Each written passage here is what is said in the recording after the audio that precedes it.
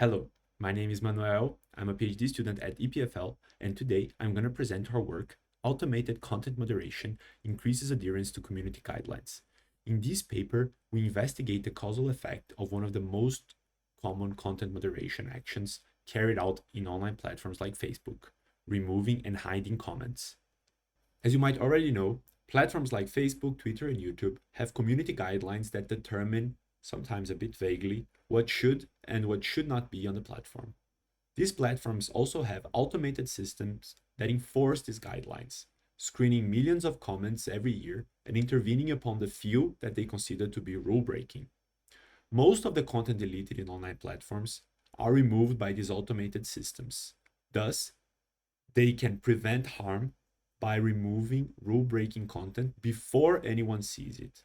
We say that this is a first order effect of content moderation.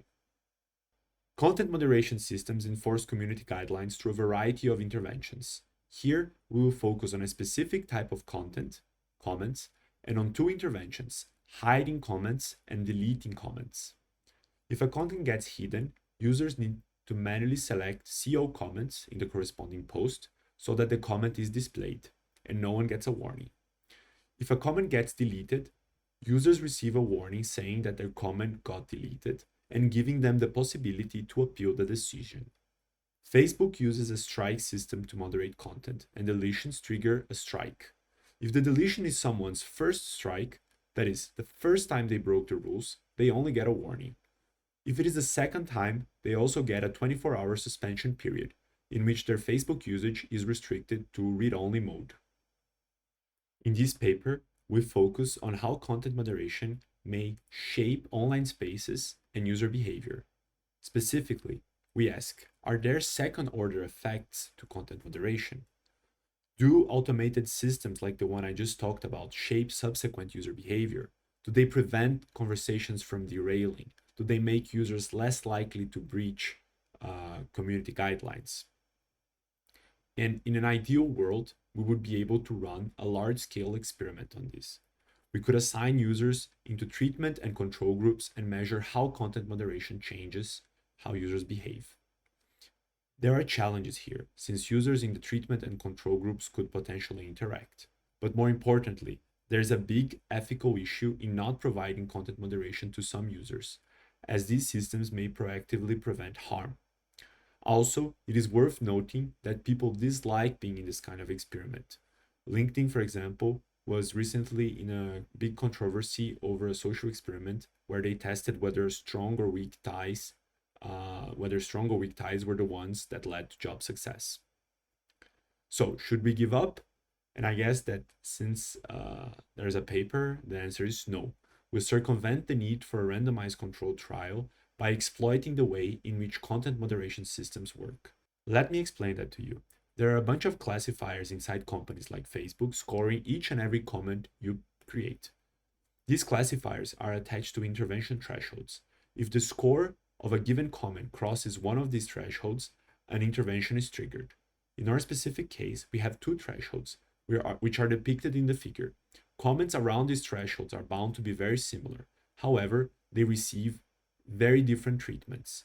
For instance, a comment that falls just below the hiding threshold, T_hide in the figure, will not suffer any intervention, whereas a comment that falls just above it will get the hiding intervention.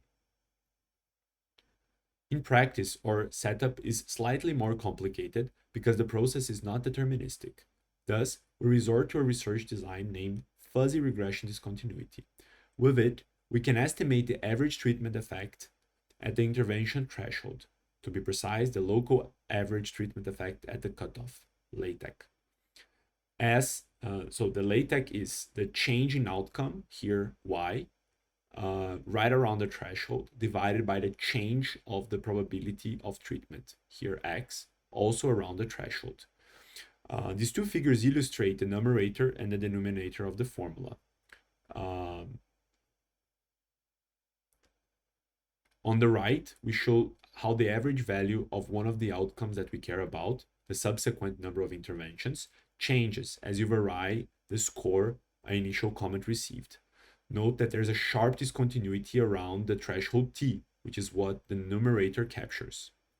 On the left, we show the average value of treatment, which is binary. Is the content deleted or not? And again, we have a discontinuity around the threshold t, which is what the denominator captures. Thus, intuitively, we are estimating the effect by dividing these two discontinuities. Around the threshold, we measure the change in the outcome and divide it by the change in the treatment. We use this research design in a large-scale observational study considering all comments made between June and August 2022 by US adults written in English. We consider one specific classifier used within Facebook, a classifier made to detect comments inciting violence. On the right, you can see a sample of a post and 2 comments. This was back when hopes were high for Brazil in the World Cup, I guess. We conducted 2 different versions of the study, one where we considered thread level outcomes and another where we considered user level outcomes. In the thread level scenario, we studied the effect of intervening upon the first rule-breaking comment in a thread. Whenever the violence and incitement score of a comment falls within 5 percentage points of one of the 2 thresholds we care about, the hiding threshold and the deleting threshold, we select the comment as a focal comment and assign it a time t. We then use comments made in the follow-up period in the same thread to calculate 2 outcomes: the number of subsequent interventions, that is, whether other comments in the thread were also hidden or deleted, and the number of subsequent comments. We consider a couple of different subcases, varying whether we include the original commenter when calculating the outcomes in the follow-up period, and whether we consider threads with less than or more than 20 comments before time t equals 0. Whenever the violence and incitement score of a comment falls within 5 percentage points of one of the 2 thresholds, we again select the comment as a focal comment and assign it a time t equals 0. We then use comments made in the follow-up period by the same user to calculate the same outcomes on the user level. Again, we consider a couple of different subcases, varying whether the user had a previous strike and calculating the outcome using different follow-up periods: 7, 14, 21, and 28 days. We found that hiding comments yielded statistically insignificant results, so here I'll focus on the effects of comment deletion. At the thread level, we found that deletions led to fewer comments and fewer interventions in the follow-up period, but this only happens for threads with fewer than 20 comments prior to the focal comment. Interestingly, the effect holds even when we exclude the author of the focal comment from the outcome calculation, suggesting that the deletion causes behavior change in other users.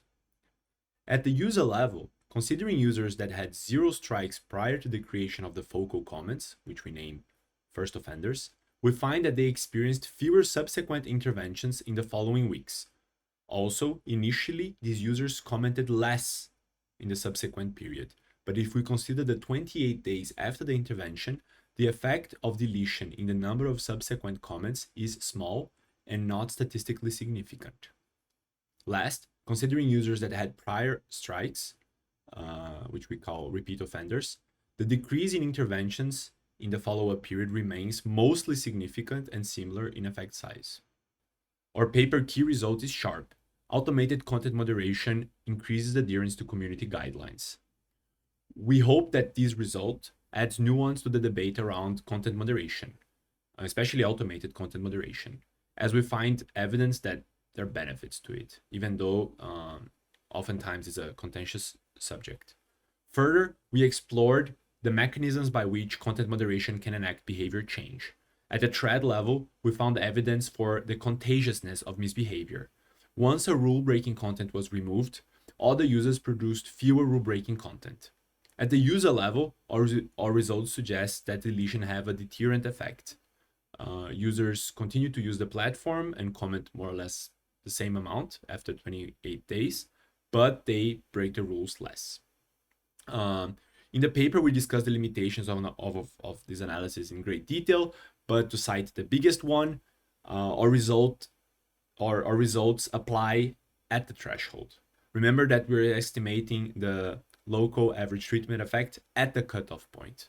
Thus, the effects could differ for different thresholds. For example, it could be that hiding content works 4 different thresholds.